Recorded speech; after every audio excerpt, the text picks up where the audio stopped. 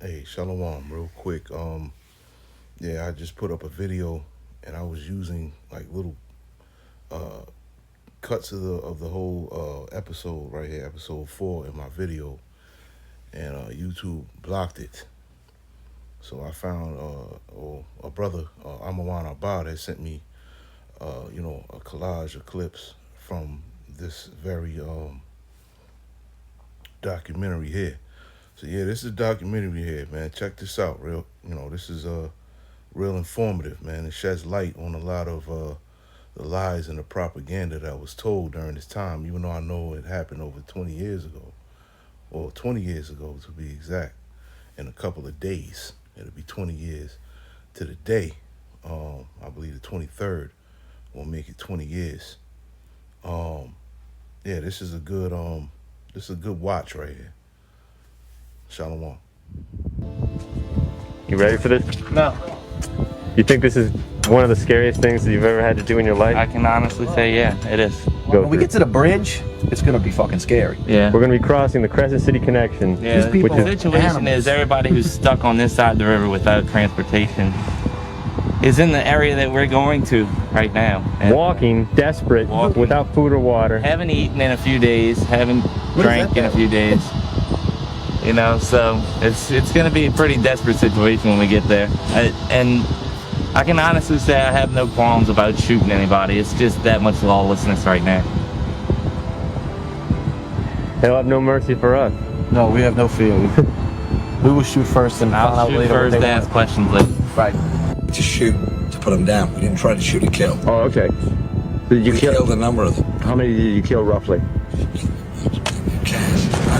No. Cash. Matter. Yeah, I hear you. It doesn't matter. They chose to die. They chose Right. to commit suicide. How do you know the vigilantes? You see them. How they patrol around here in trucks. 4-ton truck. Driver and a passenger. And then 2 in the back. With long guns. And nobody telling them anything. There was no police. No police. No army, no National Guard. Nobody. Then they put in a shoot to kill curfew. A dusk to dawn. Shoot to kill. But there's nobody left. Young blacks was being killed in this community. When you hear the gunfire, it's not something I'm just making up. It's out there. It was great. It was like pheasant season in South Dakota. If it moved, you get out. How are we going to get out? look. We this high in water. We grab what we get. How long you been walking for? About at least 3 hours. They weren't gonna go in those doggone neighborhoods. They weren't gonna impact those neighborhoods. Those people were looking to escape, and they cut off the last available exit route. Look at my people. I got 2 grandchildren, a nephew, another nephew right there. We got trying to get the old folks out. If I stay up here, I'ma die. If I go that fucking way and they shoot me now, I'ma die. So I'ma die any fucking way. You gonna tax me anyway. But whatever it takes for me to get mine out here, I'm getting the fuck out here. You heard me? I wouldn't give a fuck. I gotta go. This is Galatians 6 and verse 7. Be not deceived, the heavenly Father is not mocked. For whatsoever a man soweth, that shall he also reap. I want to give all praises, honor, and glory to Yahweh Ba'asham, Yahweh Shai Bahasham, Rakak Wadash. Double honors to the apostles and elders, the great millstone, Ruel. Peace and salutations to the elect, and much respect to the brothers pushing this word in the four winds of the earth. And shalom to you few sincere sisters out there as well. This is Brother Ariyah coming at you with another lesson. And that footage is from a new documentary that came out called Hurricane Katrina, Race Against Time. And that's just a little bit of the footage right there, just showing you the hatred that Edomites had for, the Israelites down there in Louisiana, man. A lot of that stuff I didn't know about. It was speculation of those things happening, but to see it, see the footage and see how they actually did the Israelites down there was crazy. But at the end of the day, there's a lot of witchcraft going on down there. The Lord judged that place, man. A lot of wickedness going on down there in Louisiana. The first thing, before I get into this lesson is that us as Israelites, we need to hold ourselves accountable for the position that we're in right now and the things that we go through right now. It's because we turn our backs on the Heavenly Father. So that's one of the main things of importance to remember when entering into this fold here, okay, into this ministry, is that you have to hold yourself accountable, okay? Because you don't know what you did in your past life. You don't know how you went against the Heavenly Father in your past life. So always hold yourself accountable and always accept the things that are brought before you and always, think to yourself, I deserve this, okay? It's just some advice, all right? But anyway, like I was saying, you saw the wickedness of Esau, man, okay, which is the Heavenly Father's whooping stick, okay, against Israelites, if you will, man. That leather belt, okay? And there was a part in that documentary where they found refuge on top of this building, on the roof, because the water was real high, and they were on this roof, and the military planes were avoiding them because there was nothing but so-called black people on the roof. So the dude that had pretty much organized everything at that particular building said, all right, all of y'all go downstairs, I'm gonna bring up the white people, or the so-called white people, in wheelchairs up on top of the roof. I'm gonna see what happens, because it seems like they're just avoiding us and they're not trying to give us any aid, any help. So he said that he did that, and 15 minutes later, they started dropping, aid and help on the rooftop, man. Showing you the hatred, the perpetual hatred that Esau has for us, man. And you can see, in that footage, they were like a kid in the candy store, ready to strike and kill anything, man. They didn't care. They just wanted to kill. And that's Esau's nature. That's Esau's nature. So what they have sown, they're about to reap. They're going to be in captivity, man. Okay. Let's get Revelation, the 13th chapter. And I'll start at 9. I'll read 9 and 10. It says, if any man have an ear, let him hear. And he that leadeth into captivity shall go into captivity. And he that killeth with the sword must be killed with the sword. Here is the patience and the faith of the saints. Okay, he that leadeth into captivity shall go into captivity, man. Okay, and these Edomites are definitely going into captivity along with these other nations out here that had us in captivity as well. And the same type, man, the same type of hatred that they show for us, we're going to show towards y'all. We're going to be beating your ass in the kingdom, man. This is just one of the many atrocities that they've committed here on the earth, man. Their sins have reached up to the heavens, man. These people are so wicked, man. So wicked. And I can't understand why, people say or get mad when this topic is brought up about them going into slavery. These people hate you. And it's not just, white people. You know what I mean? Because there's a particular so-called white-looking man in the documentary. He's a sergeant, right? And he looks like a white person, but you could tell with his spirit and that he's an Israelite all day. So it's not a color thing at all, man. It's a spiritual thing. And if you watch that documentary, you'll see that. You could tell the difference between an Edomite, okay, and an Israelite, man, regardless of skin color. You could tell the difference. And you see how the media made up a whole bunch of propaganda about people being raped, people sniping at the helicopters, people robbing each other, and they saying it's all out chaos, and that wasn't the case. Them people were looting to survive, They weren't looting because they were being greedy. They were looting because they had nothing. And they were getting no help. You know, so they was just pushing this false narrative that they were out there being, you know, niggas, if you will. And they were just trying to survive, man. You know, that's just the wickedness of Esau, man, displayed right there in that documentary. Let's get Psalms 149.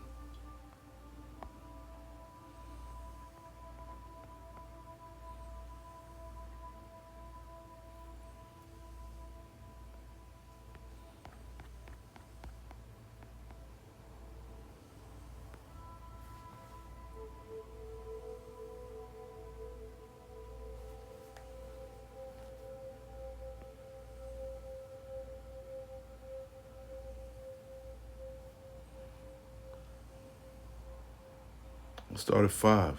And it says, let the saints be joyful in glory, and let them sing aloud upon their beds, and let the high praises of the Heavenly Father be in their mouth, and a two-edged sword in their hand, to execute vengeance upon the heathen, and punishments upon the people, to bind their kings with chains and their nobles with fetters of iron, right? To execute upon them the judgment written, this honor have all his saints, praise ye the Lord. Okay, and this is, you know, these Edomites going into captivity, man. Okay, and it's going to be a long 1,000 years for these Edomites, man. All right? They like to separate families. We're going to separate your families. You know, they like to hear our screams and, you know, beat us. That's what we're going to do. We're going to make sure that you cry yourself to sleep every night. If you're even allowed to get any rest, we're going to separate you from your families. We're going to humiliate you in front of everyone just like you did us, man. And it's going to be 1,000 times worse because we're going to have spiritual power, man. We're going to have the knowledge of all things. So we can have you in agony and pain all day while you're working in them caves and them mines, or when you're out in the sun. There's so many ways that we're going to put you through anguish. And we can't wait. But we got to wait for the kingdom. We're not going to do anything or try to do anything to you on this side. Okay? The Heavenly Father is going to do the things to you that he sees fit. But in the kingdom, that's your ass, man. That's your ass. Because you watch this documentary, it will piss you off, man. It will definitely piss you off. Let's get Isaiah the 14th chapter, and I'll read 1 and 2. It says, for the Lord will have mercy on Jacob, and will yet choose Israel, and set them in their own land, okay? And the land of Israel, okay? And the strangers shall be joined with them. Okay, those are the Israelite foreigners. Okay, the Israelites from all other nations. Okay, that look like the other nations, but they are indeed Israelites. And it says, and they shall cleave to the house of Jacob, and the people shall take them, okay, these Edomites and these other heathens, these other heathen nations, okay, and the people shall take them and bring them to their place, and the house of Israel shall possess them in the land of the Lord Yahweh, whose captives they were, and they shall rule over their oppressors, man. Okay, so in this day, yeah, we can't wait for this. We're going to be ruling over you. Okay? We won't have to deal with it, no more of your bullshit, man. And Esau has a lot of bullshit that he's given throughout his time while he's been in rule, Salakia. He's dished out a lot of BS, man. Okay? And now it's going to be our time to rule over them with a rod of iron, the rod of correction. Yeah, that reminds me of Ecclesiastes 10th chapter, right? Ecclesiastes 10. And it says, I'll read 7 through 7 and 8. It says, pride is hateful before the Heavenly Father and man, and by both doth one commit iniquity. Because of unrighteous dealings and injuries and riches gotten by deceit, The kingdom is translated from one people to another, okay? So this is definitely what we're awaiting is this society to crash down, of course, as I speak of pretty much every video, okay? And for the power shift to come where Esau is no more in power, and then we're in power, okay? Yahweh Shai, King David, the 144 elect, man, you know, ruling the earth, man, in righteousness, okay? Because let's say, you know, in the kingdom, if there were to, you know, a flood to happen or, you know, anything like that, man, we would rule in righteousness, man. We wouldn't just let, you know, people sit there. I mean, they had them in the stadiums, not giving them no food, no water, no nothing. Like, what do you expect for them to do? They just wanted them to sit there and die, you know? And then, you know, you got the good old boys riding around, you know, in a truck or whatever, just shooting people, not being held accountable for it, man. But at the end of the day, we all know it's judgment of the Lord, okay? But these Edomites are going to have to pay, man. One way or another, they are going to have to pay. And their time to pay is in the kingdom, man. And they're going to pay severely, okay? And it says, let me go to Isaiah 24 real quick. I didn't want to make this long at all because I know the videos were kind of long there. So just want to be quick. 21 and 22. Isaiah 24, 21 and 22. And it shall come to pass in that day that the Lord shall punish the hosts of the high ones that are on high, and the kings of the earth upon the earth. And they shall be gathered together as prisoners are gathered in the pit, and they shall be shut up in prison, and after many days shall they be visited. Okay, and this is after we, you know, bind their kings up, okay, with fetters of iron, right? They're going to be brought here to the pit, man, like it says. And they're going to wait there, okay? Wonder what's happening, you know, in disbelief, okay? And then we're going to come and give them work detail, man, which it speaks of in Ezekiel, the 39th chapter, where they get that continual employment, where they're going to have to clean up all the dead bodies and the bones, and, you know, they're going to have to clean up the earth, man. That's pretty much going to be their first job, to clean up the carcasses on the earth, man, right? All the carcasses that were eaten by the fowls and, you know, the beasts of the earth. They're going to have to clean up the remains of all of that, man. You know, they're going to be out there throwing up, you know, not able to stand the smell, you know. It's going to be a lot of death that they're going to have to clean up, man, because they are death at the end of the day. So in that day, it'll be death cleaning up death, man. You know, and ultimately, which I love to go into, Obadiah, I'll just end it here, okay? We'll have a riddance of you, man. You know, the nightmare will be over, and there will be no more Edomites on the earth, man. Because all they do is kill and destroy, rape, rob, and pillage, man. That's all they do. There will be no more need for them in the earth after this 1,000-year sentence that they're about to get in the kingdom, man. You know, so count your days, you Edomites, man. Count your days. Let's get Obadiah, and I'll start at 15, and I will read down to 18, of course. And it says, for the day of the Lord is near upon all the heathen. As thou hast done, it shall be done unto thee. And thy reward shall return upon thine own head. For as ye have drunk upon my holy mountain, so shall all the heathen drink continually. Yea, they shall drink, and they shall swallow down, and they shall be as though they had not been. But upon Mount Zion shall be a deliverance, and there shall be a holiness, and the house of Jacob shall possess their possessions.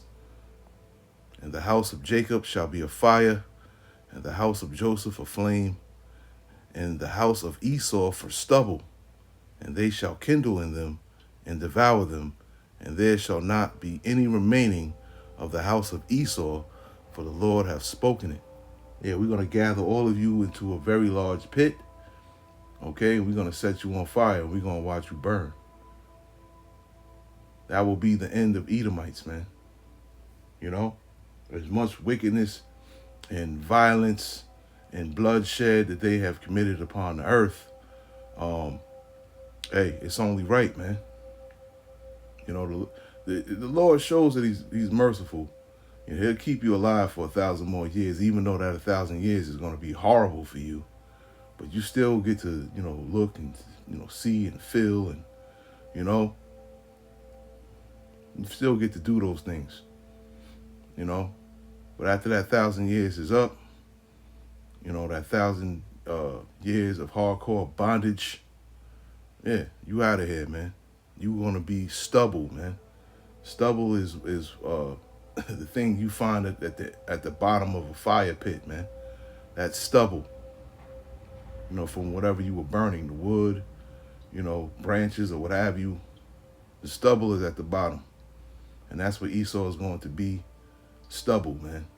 All right? So, yeah, if you have a chance to go and watch that documentary, especially the fourth episode, that's where I got those clips from.